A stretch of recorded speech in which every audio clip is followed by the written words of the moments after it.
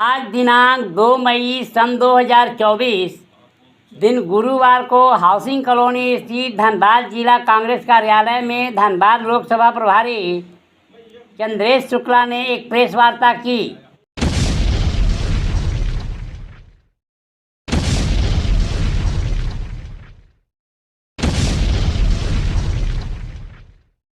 Press वार्ता में धनबाद लोकसभा प्रभारी चंद्रेश शुक्ला ने लोकसभा धनबाद की कांग्रेस प्रत्याशी अनुपमा सिंह को साफ छवि का बताया, जबकि भारतीय जनता पार्टी के धनबाद लोकसभा के प्रत्याशी ढुल्लू महतो को आपराधिक छवि का बताया।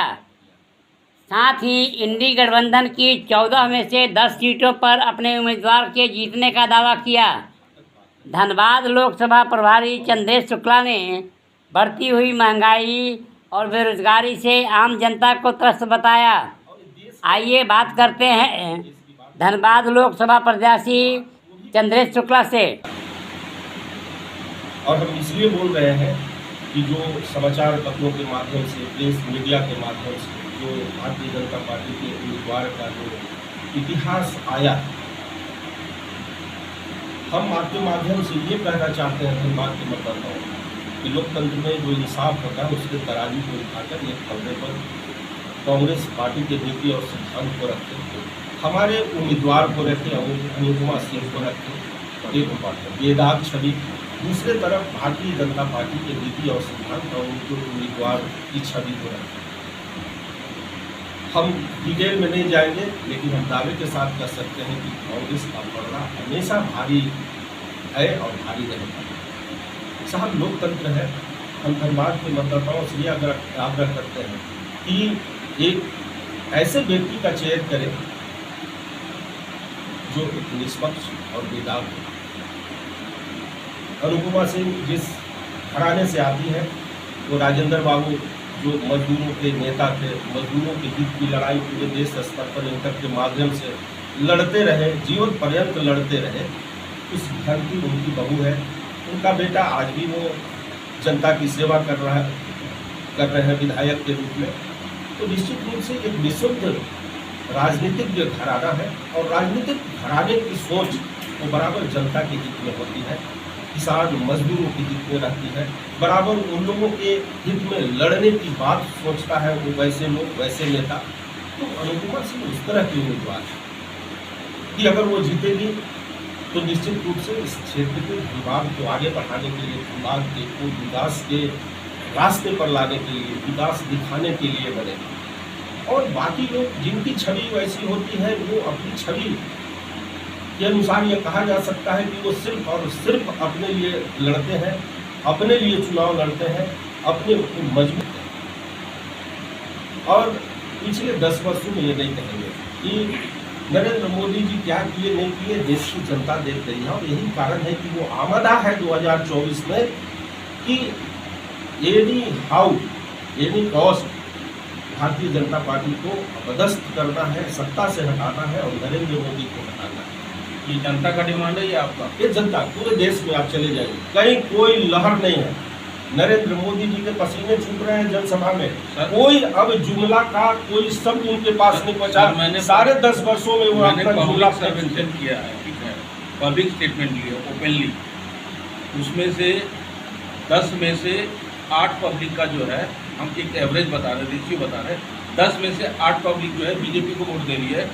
उसमें से एक जो है जो जीतेगा उसको हम देंगे, और एक हमको मिला जो कांग्रेस के लिए बोला था कि हम डायरेक्ट हम कांग्रेस को देंगे। अब आप बताइए। मैं आपके ठीक है, सामने मोदी पे दोषारोपण कीजिए, कोई बड़ी बात करना चाहता हूँ जी। हम भी राजनीतिक सामाजिक जीवन जीते हैं, हम लोग भी जनता का नब्ज टटोलते हैं, थर्मामीटर हम लोग भी लगाते हैं। कल मैं रांची से आते बोकारो से लेकर और धनबाद पर 10 जगह जो आम लोग होते हैं, चौक चौराहे पर, चाय दुकान पर, पान दुकान पर, हमारी भी बात है कि सरकार से जो गांव में रहने वाला गरीब है, मजदूर है, किसान है, किस तरह से आहत है, आर्थिक रूप से किस तरह से टूट चुका है, ये हम लोगों को ही बता रहे हैं। और यही कारण है कि गुस्सा गुबार नरेंद्र मोदी के खिलाफ है, इसको नहीं रोका जा सकता है। चलिए, यहाँ 2 बातें आपने कही, एक संविधान बचाने की और एक देश बचाने की। देश बचाने तो ये बताइए कि संविधान कैसे खतरे में है और देश कैसे खतरे में है? बताइए, इस देश एक संवैधानिक व्यवस्था है जी। लोग कहते हैं कि नरेंद्र मोदी जी ने जहाज बेच दिया, बैंक बेच दिया, रेल बेच दिया, खेल बेच दिया। नहीं, खरीदा नहीं होगा। क्या खरीदा? इस देश के सीबीआई को खरीद, इस देश के ईडी को खरीद दिया, देश के इनकम टैक्स विभाग को खरीद दिया। और संविधान इसलिए बात कर रहे हैं कि ये संस्थाएं अगर कांग्रेस पार्टी ने बनाई थी तो देश के अंदर बेईमानी को रोकने के लिए, देश में उन गुनाहगारों को सजा दिलाने के लिए यह संस्था निष्पक्ष संस्था थी। आज उसी संस्था को का दुरुपयोग कर आज तमाम विपक्ष, आप नरेंद्र मोदी के खिलाफ आप गांव में है बोल लेते हैं, लेकिन एक राजनीतिक प्लेटफॉर्म से एक विपक्ष का नेता बोलता है ईडी और सीबीआई उसके घर को, उसके परिवार को घेर ले रहा है, खबरदार, वहाँ से उठाता है, ले जाके जेल में बंद कर रहा है। मतलब ये लोग क्या निर्दोष ये संविधान की हत्या नहीं है? नहीं, कहने का मतलब है कि ईडी सीबीआई ये केंद्रीय एजेंसियां हैं, स्वतंत्र काम करती हैं, ठीक है। अगर आपका कहना है कि भाई ये काम कर रही हैं, बिल्कुल। तो क्या ये बताइए कि क्या ये जिन जिन लोगों को उठा करके जेल में डाल दे रही हैं वो एकदम दूध के धुले हुए हैं, निष्पक्ष निर्दोष है वो? बिल्कुल निर्दोष है। मैं जज की कुर्सी पर नहीं बैठा जी। लेकिन एक पढ़ा लिखा इंसान हो, समझदार इंसान हो, आप लोग भी प्रेस मीडिया से जुड़े लोग ईमानदारी से अगर बात करें तो क्या भारतीय जनता पार्टी के अंदर बताइए, या उसके गठबंधन के किसी भी नेता को कभी ईडीआई घर पर दस्तक दी, सीबीआई दस्तक तक दिया कि साहब हम जांच करें? ठीक है, आप बेकसूर हैं। सारे भ्रष्ट नेता, क्या आपको लगता है कि नरेंद्र मोदी के खिलाफ जितने भी दल हैं, जितने नेता हैं, सारे भ्रष्ट हैं? आपको लगता है ये?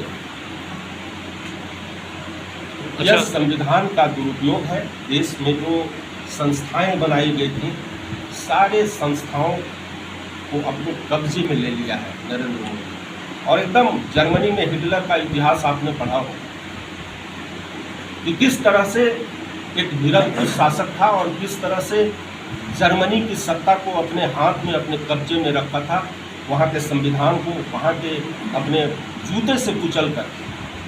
लेकिन ये भी इतिहास गवाह है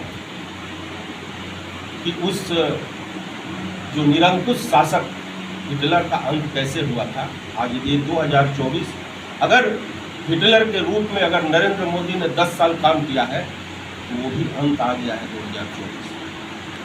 देश के निरंकुश शासक नरेंद्र मोदी का अंत 2024 में निश्चित है। और ईडी गठबंधन पूरे देश में पूरी तरह भारी। हम अंत में यही कहना चाहेंगे धनबाद के मतदाताओं से, आप लोगों के माध्यम से, कि बिल्कुल उनका लोकतांत्रिक अधिकार है वोट देने का, जिसे दे, लेकिन वोट देने से पहले एक बार जरूर उस इंसाफ के तराजू पर हमारे पार्टी के नीति सिद्धांत और हमारे उम्मीदवार को रखेंगे और दूसरी तरफ भारतीय जनता पार्टी को। और जब वो पलड़ा भारी लगेगा, और मैं दावे के साथ कर सकता हूँ कि हमारा पलड़ा कभी छूटेगा नहीं, अगर वो इंसाफ का तराजू ईमानदारी से उठाया जाए। और हम समझते हैं कि पूरा देश त्राहिमाम कर रहा है कि धनबाद अलग नहीं है। धनबाद के भी लोग पिछले 10 वर्षों से जो यहाँ जिस तरह से एक जनप्रतिनिधि की भूमिका रही है, एक सांसद की भूमिका रही है, वो काफ़ी पीछे चला गया। धनबाद के लोग कभी ऐसा नहीं चाहेंगे कि हमारा धनबाद पीछे रहे।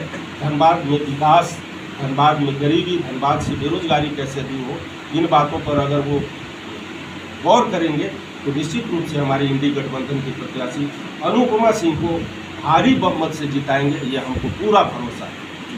बहुत अच्छी बात है। कल मतलब कि अनुपमा सिंह जी ने नॉमिनेशन किया है और उसके बाद संबोधन भी हुआ गोल ग्राउंड में, बहुत अच्छी एकदम सफलतापूर्वक एक बहुत ही अच्छा मतलब कि चुनावी सभा हुई का।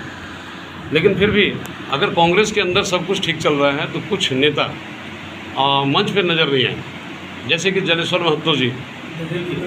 ये चुनावी जनसभा जी, चुनावी जनसभा में 100 का 100 पूरे राज्य में चुनाव हो रहा है, पूरे देश में चुनाव हो रहा है। सबकी जिम्मेवारियां अलग अलग बांटी जाती हैं। ये हम जनरल बात बोल रहे हैं, सभी दलों के लिए होता है। तो जिसकी जिम्मेवारी जहाँ ज़्यादा होती है उसकी प्रमुखता वहाँ होती है। अब रही बात नॉमिनेशन तक, जब तक चुनाव कार्य किसी भी दल का, किसी भी उम्मीदवार का प्रारंभ नहीं हो जाता है, तब तक मुझे लगता है कि ये सब सवाल बेबुनियाद हैं। कोई आधार नहीं है इन सवालों का। सारे लोग थे, राज्य का मुख्यमंत्री, राज्य के 2-2, 3-3 मंत्री उस मंच पर मौजूद थे, हमारा प्रदेश अध्यक्ष, हमारे CLP वहाँ मौजूद थे, जिले के तमाम नेता थे, इंडिया गठबंधन के तमाम जो हमारे सहयोगी दल के लोग हैं, राष्ट्रीय जनता दल, झारखंड मुक्ति मोर्चा, आप पार्टी, माले से, ये तमाम लोग का कल आपके सामने आपने देखा होगा। एक व्यक्ति को लेकर कहेंगे कि वो नहीं था, एक व्यक्ति नहीं, कई ऐसे जैसे अशोक सिंह भी नहीं थे, अशोक सिंह भी थे। ये आपको आने वाले दिनों में तमाम चेहरे आपको कांग्रेस के पक्ष में क्या वो कांग्रेसी हैं, वो कांग्रेस का प्रचार करते नजर आएंगे। बस आने दीजिए, अभी तो चुनाव प्रचार शुरू हो जाने दीजिए, तब यह सवाल आपका मैं समझता हूँ कि एक सवाल है, एनडीए गठबंधन अगर लोकसभा चुनाव जीतती है तो प्रधानमंत्री का चेहरा किसका होगा? हमने बताया कि ये चुनाव 2024 का चुनाव किसी के चेहरे पे नहीं हो रहा है, ये चुनाव हो रहा है 10 वर्षों। पब्लिक चाह रही है किसको हम प्रधानमंत्री, हम पब्लिक की बात रखते हैं। ये चुनाव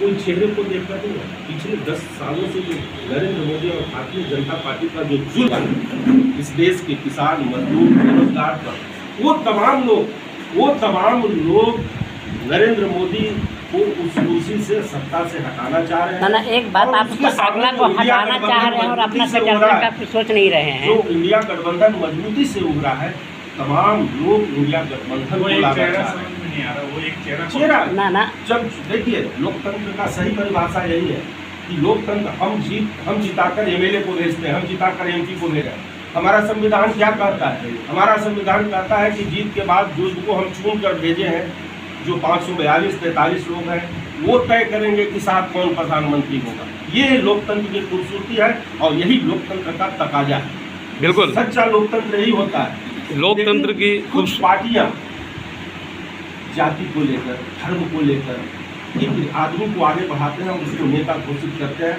यही हुआ कांग्रेस हिंदुत्व पार्टी के नाम पर, हिंदू मुसलमान लड़ाने के नाम पर नरेंद्र मोदी के चेहरे को आगे किया गया। कांग्रेस ने भी तो यही किया कि मुस्लिम को सबसे ज्यादा बढ़ावा हमारे नहीं दिया। हमारे लिए वोट का चेहरा इस देश का 1.5 अरब 150 करोड़ जो जनता जो पिछले 10 साल से महंगाई की चक्की में पिस रही है, इस देश का बेरोजगार जो 10 वर्षों से छला जा रहा है, इस देश का किसान जो 10 वर्षों से आत्महत्या करने पर मजबूर है, इस देश का तमाम वैसा वर्ग। इससे पहले बेरोजगारी नहीं था। बेरोजगारी, महंगाई किस सरकार में नहीं होती है बताइए? लेकिन फिर भी बात तो होती है, लेकिन उसका एक रेशियो होता है, उसकी एक सीमा होती है। बेरोजगारी लेकिन जिस तरह से बेरोजगारी इन 10 वर्षों में बढ़ा है, आप ही पढ़े लिखे हैं, आप तुलना करिएगा कि कांग्रेस पार्टी 2014 में हम डीजल का क्या भाव छोड़कर गए। आप कहते हैं 60 और 65 बरस, हमने 60 और 65 बरस में वहाँ तक पहुँचा था। गैस का कीमत, चावल दाल का कीमत, राशन का कीमत, हम 65 और 70 साल में वहाँ थे। आप उसकी तुलना करिएगा 10 साल में, अगर ईमानदारी से करिएगा तो आपको लगेगा कि 1000 गुना महंगाई बढ़ गया इन 10 वर्षों में। ये होता है महंगाई का पैमाना।